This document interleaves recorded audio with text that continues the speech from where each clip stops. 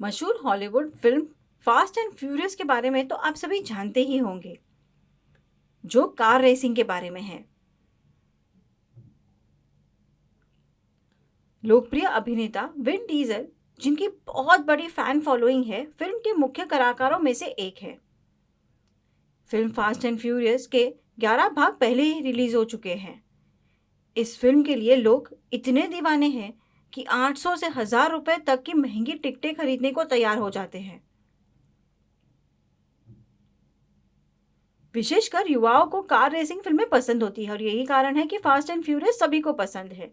मशहूर अभिनेता Vin Diesel अमीर है और उन्होंने फिल्म के जरिए लाखों की कमाई की है।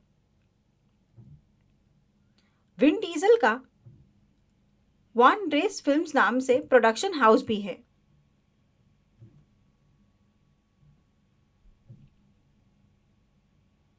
दिलचस्प है ना? 11 भाग पहले ही रिलीज हो चुके हैं और लोग फास्ट एंड फ्यूरियस फिल्म के अन्य भागों का बेसब्री से इंतजार कर रहे हैं। हालांकि विन डीजल के खिलाफ शिकायत दर्ज की गई है।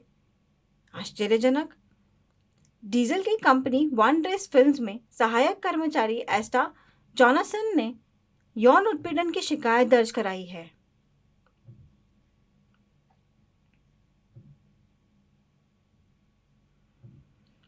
आप जानते हैं कि दुनिया भर के कई फिल्म अभिनेताओं को ऐसी ही घटनाओं का सामना करना पड़ता है, जहां महिलाएं उनके खिलाफ यौन उत्पीड़न की शिकायतें दर्ज कराती है।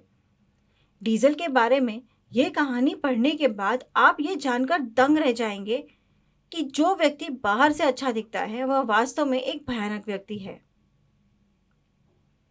एस्टा ने 21 दिसंबर 2023 को डीजल के खिलाफ मुकदमा दायर किया। कथित घटना सितंबर 2010 में फास्ट एंड फ्यूरियस 5 के फिल्मांकन के दौरान हुई थी, जो 2011 में रिलीज हुई। हैरानी की बात यह है कि 13 साल पहले सितंबर 2010 में हुई एक घटना के लिए 21 दिसंबर 2023 को मामला दर्ज किया गया। क्या वह इन सभी वर्षों में शांत रही और हाल ही में शिकायत की क्योंकि डीजल अब प्रसिद्ध हो गए हैं? नहीं, मैं आपको बताता हूँ। एस्टा शांत रही क्योंकि उसे वन रेस फिल्म में केवल 9 दिनों में नौकरी से निकाल दिया गया।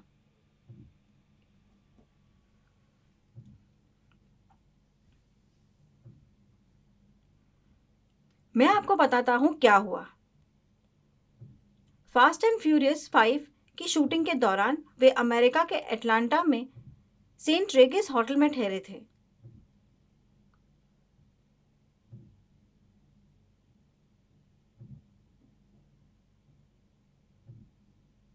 विन के सुरक्षा गार्ड ने उन्हें नीचे बुलाया क्योंकि उन्हें शूटिंग के लिए जाना था।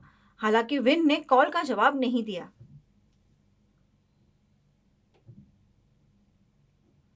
इसके बाद सुरक्षा गार्ड ने एस्टा से, जो पास के कमरे में थी, विन को शूटिंग के लिए जाने के बारे में सूचित करने को कहा। एस्टा सहमत हो गई और विन के कमरे की ओर गई ताकि उसे सुरक्षा गार्ड का संदेश दिया जा सके कि उसे शूटिंग के लिए जाने का समय हो गया है। दरवाजा खुला था और वह आश्चर्यचकित रह गई जब उसने देखा कि विन नग्न था।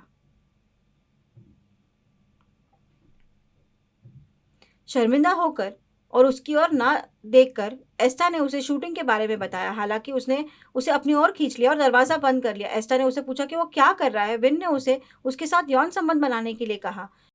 विन ने एस्टा को बिस्तर पर पटक दिया और खुद उसके साथ जबरदस्ती करने लगा। एस्टा ने उसे रुकने को कहा, उसे धक्का दिया और दरवाजे की ओर भागी।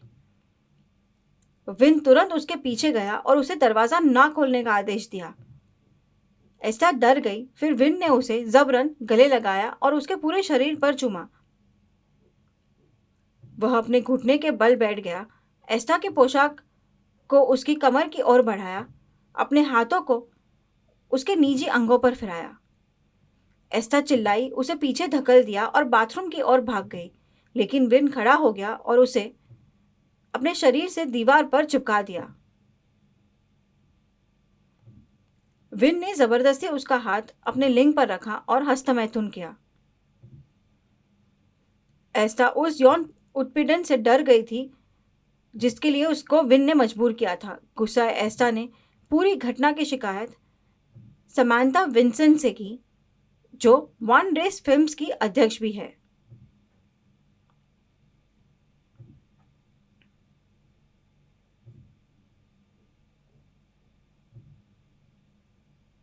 एस्टा को मदद का आश्वासन देने वाली समांथा ने 5 घंटे बाद एस्टा को नौकरी से निकाल दिया।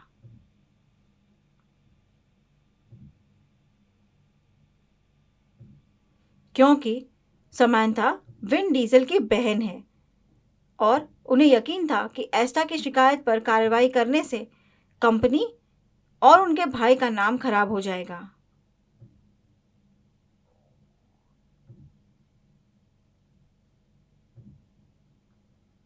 इसलिए उन्होंने एस्टा को नौकरी से निकाल दिया। हालांकि 2010 से लेकर 13 वर्षों तक एस्टा इतने वर्षों तक शांत क्यों रही? ऐसा इसलिए है क्योंकि जब एस्टा को नौकरी के लिए चुना गया था तो उसने कंपनी के साथ एक नॉन डिस्क्लोजर अग्रीमेंट एनडीए पर हस्ताक्षर करने के लिए कहा गया था। इस समझौते के कारण उसे कंपनी में होने वाली घटनाओं के बारे में कोई भी जानकारी प्रकट करने की अनुमति नहीं थी।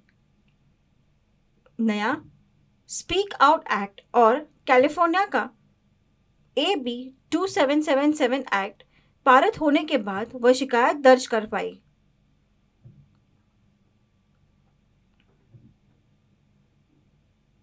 एनडीए के आधार पर कर्मचारी कंपनी की नीतियों, मीटिंग, परियोजनाओं आदि के बारे में जानकारी का खुलासा नहीं कर सकते हैं। हालांकि यौन उत्पीड़न की शिकायतें एनडीए के दायरे में नहीं आती है। इसके बाद एस्टा ने 21 दिसंबर 2023 को कैलिफोर्निया के यौन शोषण और कवर अप जवाबदेही अधिनियम के तहत लॉस एंजलिस कैलिफोर्निया में विन के खिलाफ शिकायत दर्ज कराई।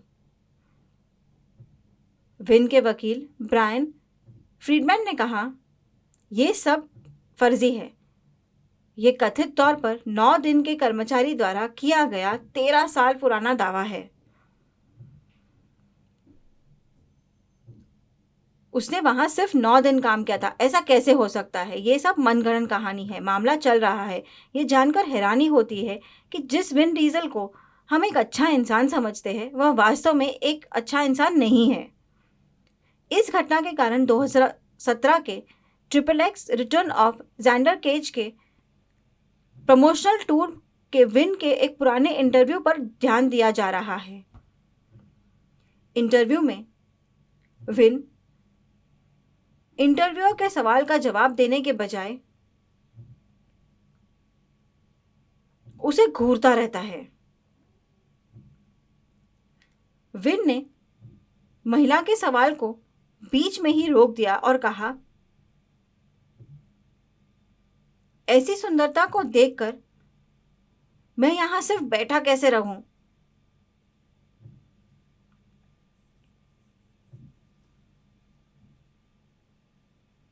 चलो दोस्तों, ये बहुत खूबसूरत है। मैं तुमसे प्यार करता हूं। मैं इनसे प्यार करता हूं यार। ये बहुत सेक्सी है।